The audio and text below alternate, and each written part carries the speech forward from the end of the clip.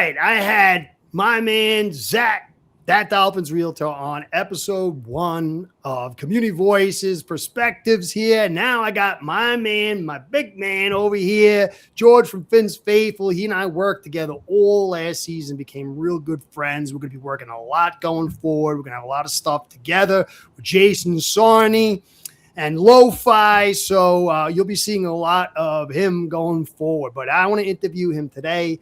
I got a series of questions I'm going to ask every single interview that I have to get a different perspective. I've got my ideas, I've got my perspectives, and you have yours.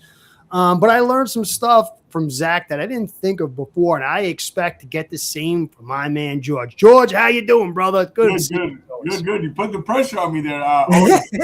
Always love working with you, Curtis. Yeah, we got some things planned. Enjoyed working with you last season, and always enjoy your work. Glad to be on, and excited about this season in different ways. Not necessarily a lot in different ways, but yeah, appreciate the kind words.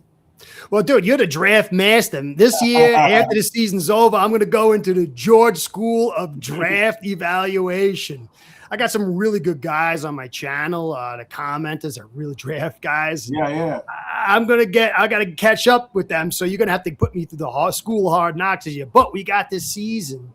And that's the thing. You were just saying it's different because I don't know what the future is going to bring, but I do feel positive. And that's a real different feeling that I've had in a long time. So we'll kick it off. I got a bunch of questions. I guess we got to start with the core. George, what is your overall evaluation of this regime?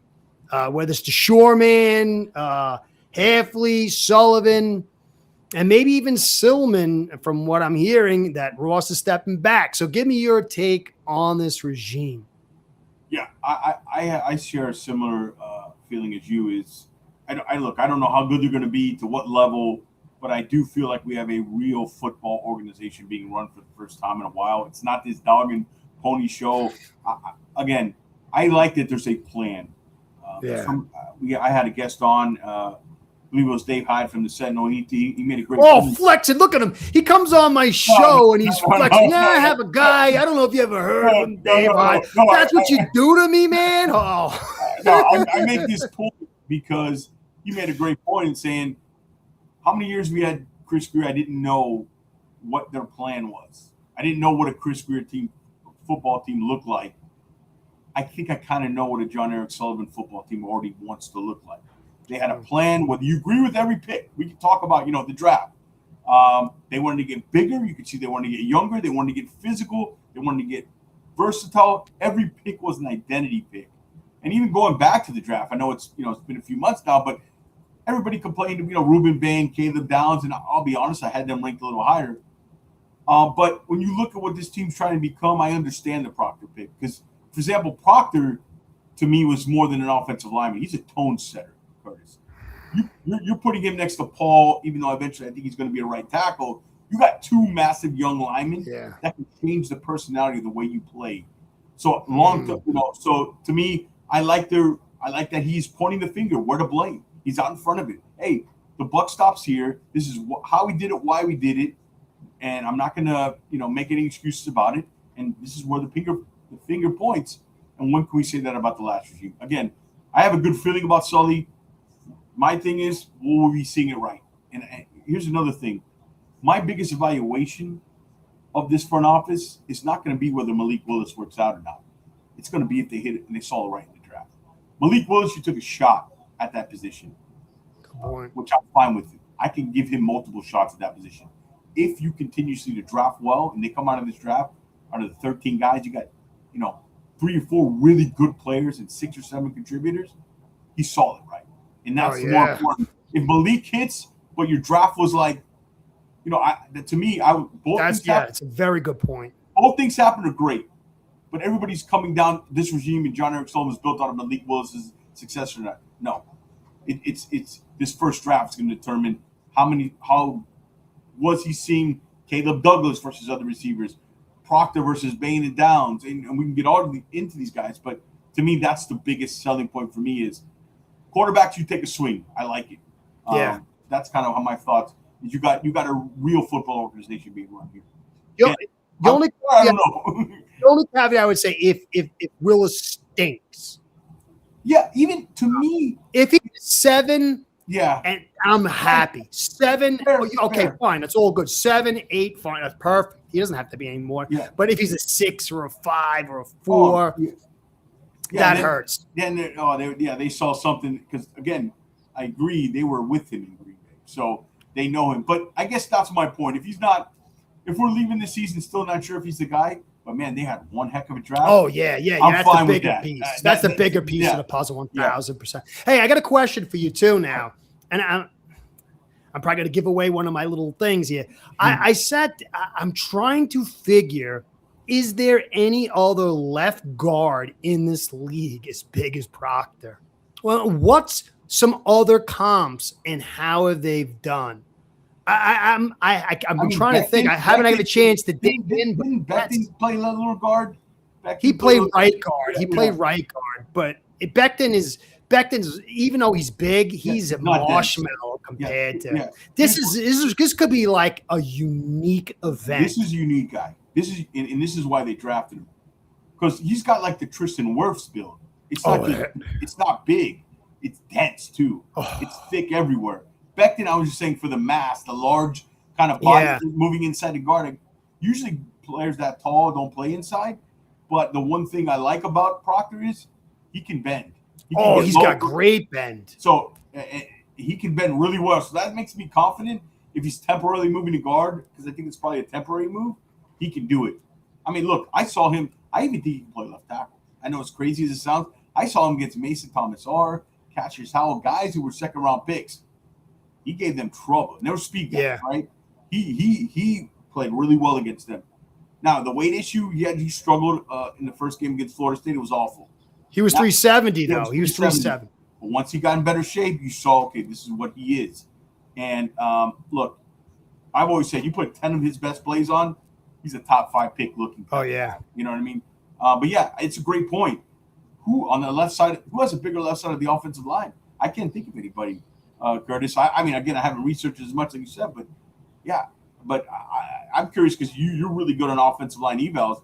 You know, you also believe that transition guard, he can bend and move. 100%. It's so clear. You know, I did a whole video on his bend. It's exceptional. I mean, he drops his hips and he gives the forward up motion. And he does it consistently. That it's extraordinarily rare. But you know what? You're a problem because I love talking football with you. I go on these rabbit trails. You ride this is your show. You carry. No, but it's enjoyable. But we could make this an hour-long thing. I'm trying to stay on point. I have a problem with that. But yeah, we're gonna. I'm gonna do it. We're gonna get some conversation with that. So before we get off the regime question, what's your take of Hafley? Some people are complaining that he's going to be the DC and not the HC. Let's knock that out before we get to the rest of my written questions here, because we have a 2-hour podcast. Yeah. I love the way he explains things at the podium. Listening to his press conferences are enjoyable compared to the previous head coach, not to be named. I think he shows good leadership skills. I am a little worried about him being I'm old school in the sense where I like OC-DC head coach, and I'm a little bit worried him taking the defensive coordinator becomes, he's in that room a little too much, because he even said it. He's on the offensive side of the ball now because when the season starts, he's calling plays. I like what I've seen. I like what I've heard. Now, when the bullets are flying, how does he manage timeouts? How does he manage situations? How does he manage when they lose 3 in a row? I don't know. But so far, I like what I've seen from him. And again, the most important thing is I like how he explains things very clear.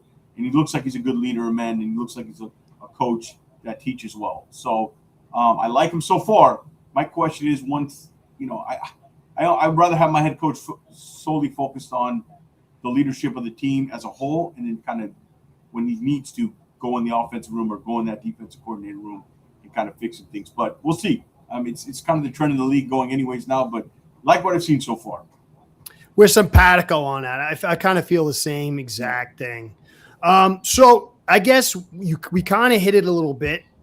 You're the draft guy, dude. I don't know. There's some guys on my channel. They're like you. They're talking about people and they sound like they're from Mars, and you go deep like they do. So give me your view of the draft. And then just hit on some of the guys that you have some concerns with. For me, it's very difficult. There's a guy or two there I have concerns, but I'm really positive with it. I kind of love the direction in a lot of ways, but I got to worry about my lack of knowledge and hoping. But you're the man, so break it down for us. You got more knowledge than you're letting out. Give yourself some more credit. All right, we talked about Proctor a little bit. Home center, I didn't have a problem with the pick. Not a lot of people had him pegged there.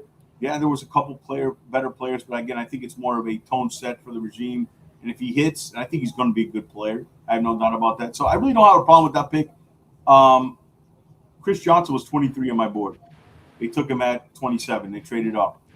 The reason I like Chris is because he was I call him a Mansour Delane light. He was obviously went top, I think, 6 at Kansas City because he could play all 3 levels like half he liked. He's versatile, great footwork. He's a technician. Is physical too, could play man, could play zone. So I think he offers that kind of versatility. He was one of the few guys. That's why I had him rated over like a Colton Hood who went behind him, because Colton Hood is the type of guy who in the first 5 yards wants to take your lunch money. He's trying to beat you off press. So he's kind of not a one-trick pony, but he's a really physical man press corner. So I thought Chris Johnson was a perfect fit for what they wanted to do, and there was not many of them in this draft. So I have no problem. I know some people say trading up, but who knows? They might have intel that, Buffalo wanted him or something like at 28 or 29. So no problem with that. I had him 23. Then I love Jacob Rodriguez.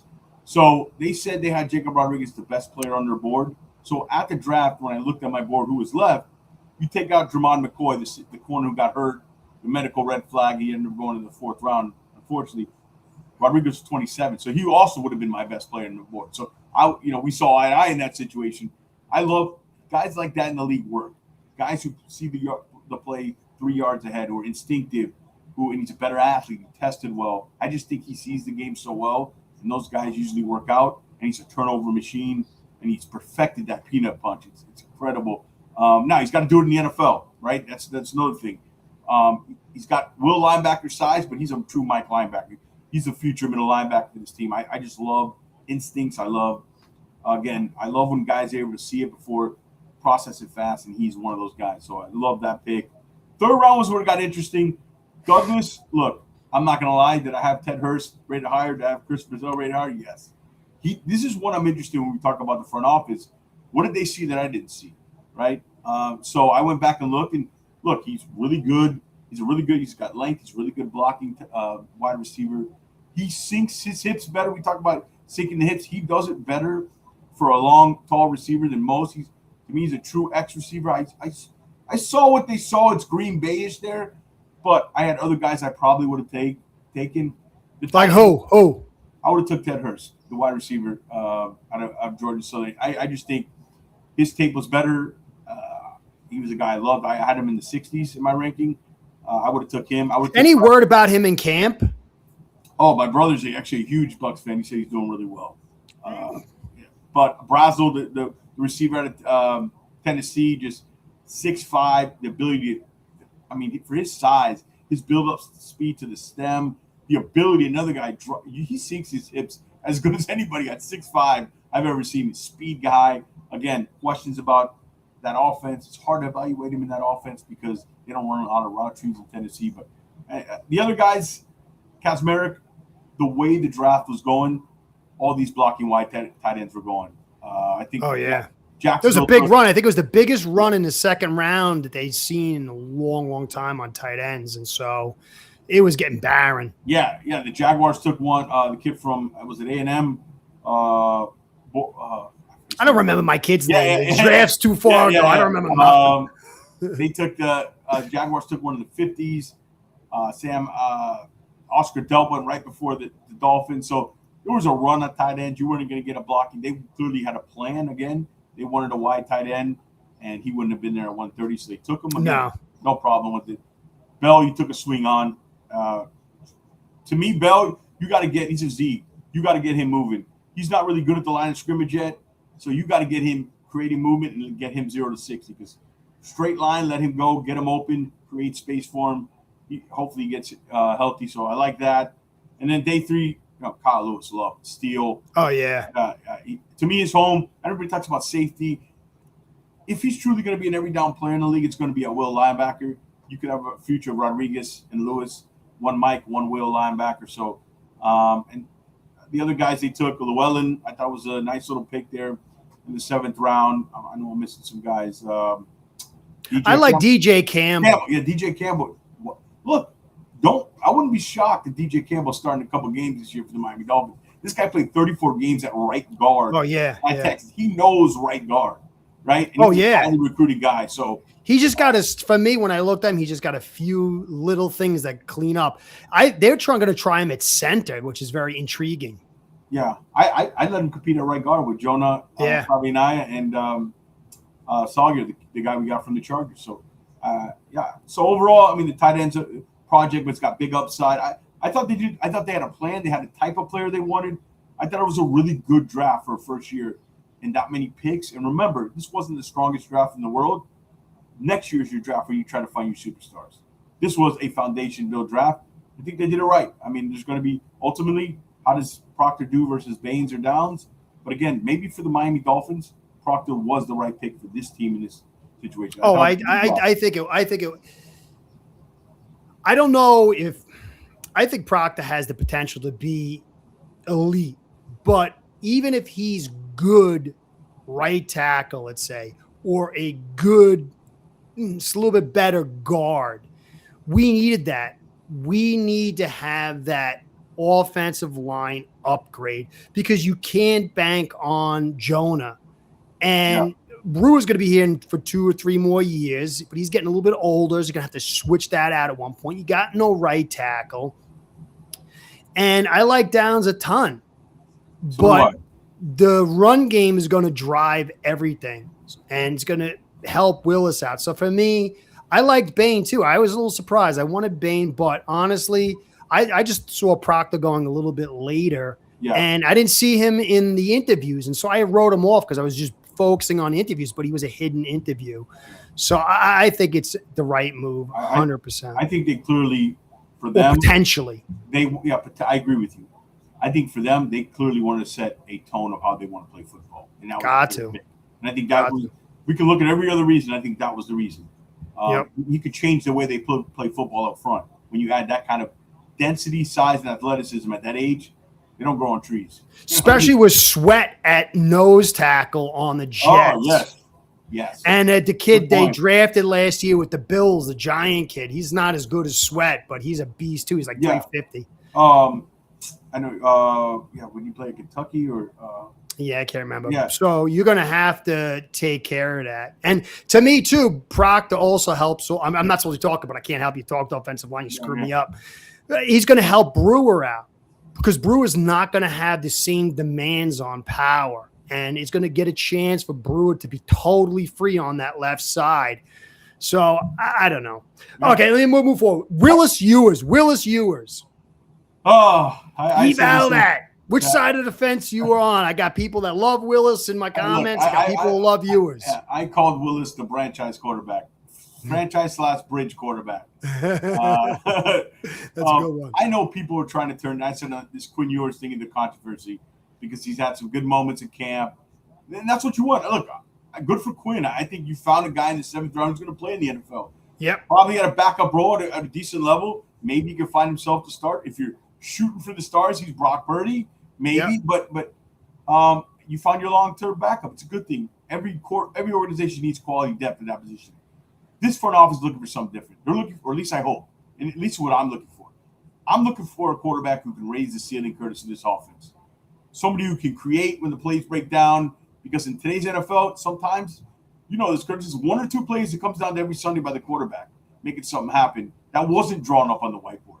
Yeah. These are whiteboard quarterbacks. These are guys who it's rehearsed in practice, it's the system, and that can work. But you've seen there's a ceiling to that. Will Malik be the guy? I don't know. Nobody knows. But there's no quarterback controversy. Malik Willis is the quarterback. And I told you my thoughts on ultimately will that decide the regime for me? No. But I want a general manager who's going to take risks and swings at that position And to me, that's Malik Willis. They paid him. They know him. But also, it is more of what we're looking for at the quarterback position. There's no quarterback controversy. Quinn Ewers, it's good. Great thing that he's looked well, looked better. But he's also he's more familiar with the system. He's more familiar with some of the guys around him. Again, I just think as Malik gets more comfortable, you'll see the better of him. And I also think, Curtis, you might not see it in practice. You might be in games when things kind of schoolyard style break down is where you're really going to see Malik. When they got the threat of Devon Achane running the ball in the play action. Is he going in Achane's chest or is it a play action? Who's running? Is it Malik taking off? Is it Achane taking off? So I think you might actually see the best of him in games. But, yeah, I don't think there's a controversy. I don't think Malik Willis clearly – and if you're a true Dolphin fan, you should want Malik Willis to work out, I think. If this regime's goal was Quinn Ewers at quarterback, I'd be a little concerned.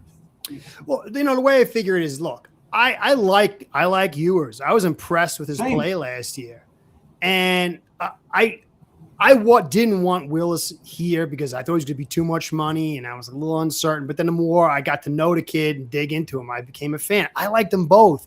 I just want my GM, like you said, the most important thing, build a team that's good plus. And give me that quarterback, whoever it is, that could be a 7.5 to 8.5, whoever that is, to get this team right, to win some playoff games. And like you said, keep shooting till we find a quarterback to match this good drafting for a team so we can get over the top. If it's Ewers, if it's Willis, if it's somebody else, I want them both to be good because if they're both good and they draft another good guy, you got someone to trade for more picks. So whoever, I do think, like you said, they believe in Willis and the movement skills. It's just an extra asset if you can read and throw. Yeah. So we'll see. I just don't want both of them to suck. Yeah. No, great point. That's the only thing I'm concerned invested in. And I'll say this: I like Quinn. I mean, that's a great pick in the 7th round. I'm not saying anything, but I just think that they're shooting for something more at that position. I think where the league is going. But you have a good safety blanket there in Quinn Ewers, and who knows? I don't know ultimately who will be the better quarterback. I hope it's Malik Willis, and Quinn's gotten better and better and better. But I just see Malik as the guy who can. Well, look at you got Allen and you got May in the division. Willis can change the trajectory a little bit more. Than a Quinn Ewers. Look, the rest of the division's got these kind of mobile arm guys. Neither one gave up a premium asset for you. Yep, that's so you still have that in your bag. It could be neither one, right? But again, what does it come back to? How do you draft? That's it, sir. And that's your place, man, in the draft. Malik's the quarterback. I know some people are trying to make it a controversy, but no, I don't think it's a controversy. It could be though. Yeah. But even if it let's say Malik gets injured or knock on wood, or he's pretty good, and they're like, all right, let's move to Ewers, and then Ewers plays well. Okay, you got more tape on Willis. If he's even a 6.5, you can move him and you get something for him. So it's just I want to win. I want both these guys to be good. It's good for the Dolphins. Hopefully, good is great. That'd be the best case scenario. Could you imagine that? I'm getting crazy now. All right, offense. Tell me what you think this offense is going to be and where you see the hole or holes.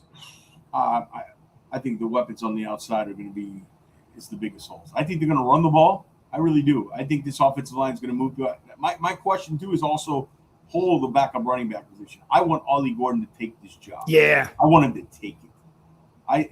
Jalen Wright had a really good game last year, but they need a big physical back. And Ollie Gordon has a lot of talent. He was a Jekyll and Hyde draft prospect. He started off strong in training camp last year, but during the season, when he hesitates and he's not convicted of where he's going, that's the problem with Ollie. That's where you get the Ollie that didn't have that good year in college. And then you have the other guy who won a bunch of awards when he's decisive and hits the hole and uses that body lean. And I just didn't see it a lot last year during the season.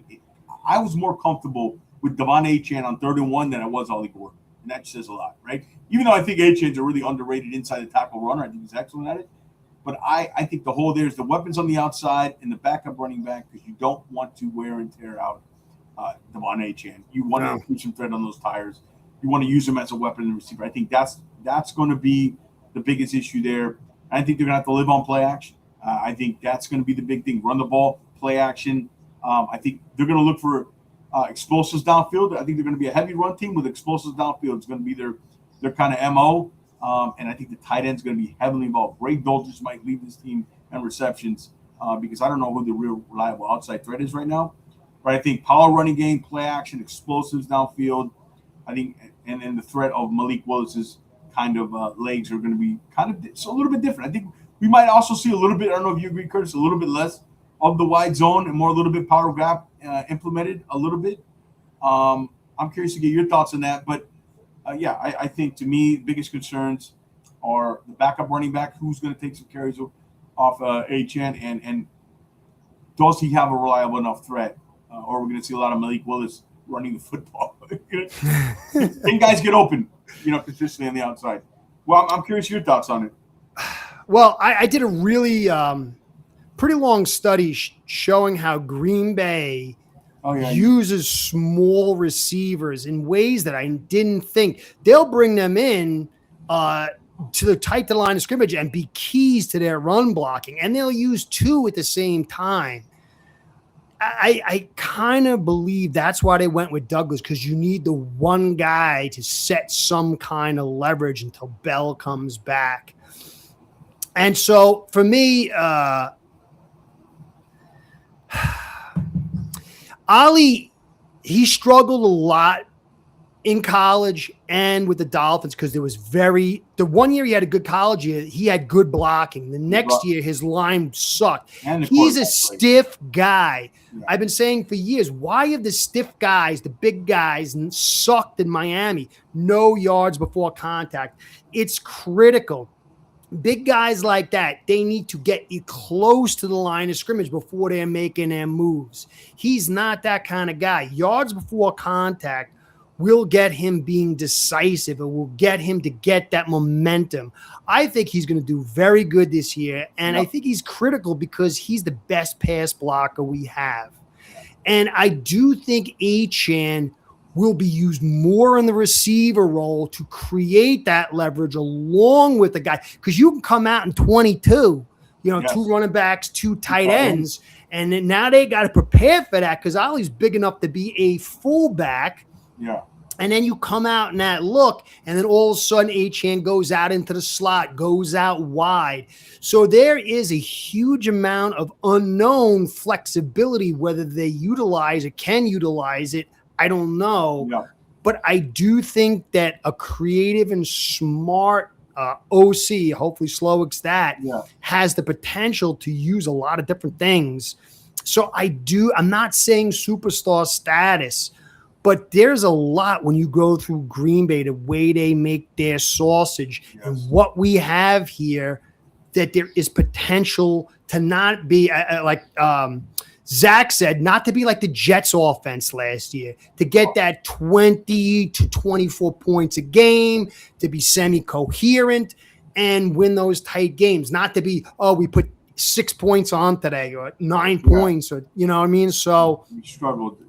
I'm battling back and forth, man, because I'm doing a big study on play action and stuff, and I just got to control my beating heart. I just think about it. If this offensive line, if Proctor hits and this offensive line, I agree with you. So you agree with me. I want Gordon to take this job. I don't want him to win it. I want him to show me and take this job.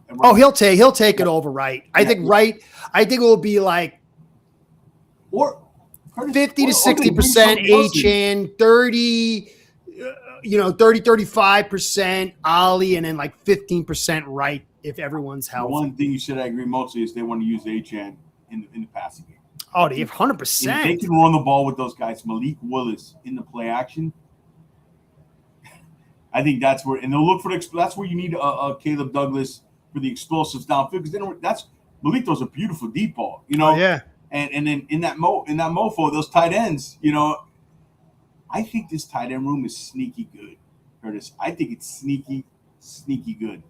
I'm starting to get high on Ben Sims. Not to say he's great, but if he's my third, Me too. You said it. If they run 12 personnel, 20, whatever, Kazmarek and Dolcic, you have the block. Oh, yeah. And Ben Sims could be also that guy. Yeah. And then the young kid Traore, we had a 53-man roster, but we had Traore on there. Because they all they're in groups of twos, 2 blockers, 2 athletic, movement tight ends, and 2 inline wide guys. I think it's a sneaky good room. I don't. I'm kind of with you. I don't know what to make of this offense yet. I think I got to see a little bit more. It's I'm not really. I got to see it on the field a little bit more. If that makes sense. If they run the football, it will come. And I'm not saying playoffs, but that 5 to 7 wins or 8 It'll wins. open up everything. The passing, the play action, Malik's ability, his legs can be utilized even more, like everything. There's a lot of potential. It's a scary word, but it's an actual word that has value to me because of so many things here we could talk about for an hour. All right, next, defense. Defense, that's the big deal. That's the question mark. Give me what you see it as and where you see flaws. Flaws. I mean, they're young. The pass rush. Man, you don't gotta be that quick with the flaws, man. All right. Look, I like the youth on it. I like the linebacker core. I really love Brooks, Rodriguez, Lewis. We don't know if Tyrell Dotson, is he going to be moved? I think it all depends on how quickly Rodriguez comes in. There's obviously holes. You don't have much experience on the edge. There's no pass rush proven. That's why Chop Robinson, to me, we called him on our show the biggest X factor. He doesn't have to. They need him to be what we saw. Yeah. And look, and I think you talked about Hafley early. Have you noticed publicly, Hafley's been really on Chop. Big time. And it's not just the run stuff. He's got to develop some counters, not just the first step burst. He's got to develop that, and he's got to be good enough to get on the field to earn the right, like having to rush the passer. But even that, he has to get better. He doesn't have to be elite at run defense or setting the edge. He's got to be adequate so he can get on the field. I think they need Chop Robinson. They need Kenneth Grant. Those guys they drafted in the past few years to really – that'll change maybe the expectations of the defense. The secondary is young. I love Chris Johnson. I expect him to be a day one starter. The safety position, Dante Trader Jr. is really your only hope back there. The other corner, you're hoping either Juju Brents or can he stay healthy? Yeah, I love Juju Brents coming out of college. Jason Marshall Jr. takes that next step. But to me, they're going to have to be good up the middle at the linebacker, the defensive tackle position, because on the edges of everything, I think they're young and inexperienced and not much proven. I think there's a lot of talent in this defense, young talent, but they're going to have to get stuff on. They're going to have to get some sort of pass rush this year. They're going to have to get at least something out of the cornerback position. Chris Johnson's going to have to be huge. But I think up the middle, Sealer, Grant. You like Grant? You like Grant? I love Grant coming out of college. And I think one encouraging sign that Hafley said is he's obviously shed a little weight. He's looking quicker. There's a misconception about Grant that he's just like zero tech like Jordan Phillips. And by the way, I forgot to mention him. Jordan Phillips. I love him, yeah, he's a 10-year NFL vet. Randy Starks like type country power there, natural power. Grant is this one gap system that Hafley runs, I think will benefit Grant. He doesn't got to think. He doesn't got to think. He's got to shoot the gap. And for a big guy, he's extremely quick.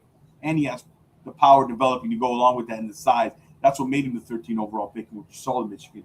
And Hafley said, look, I saw some of the stuff I saw. Was it Hafley or the position coach? I don't remember. No, it was Hafley. Hafley said, yeah, I saw some of the stuff where we liked that in Michigan. I'm seeing a little bit in camp and so far.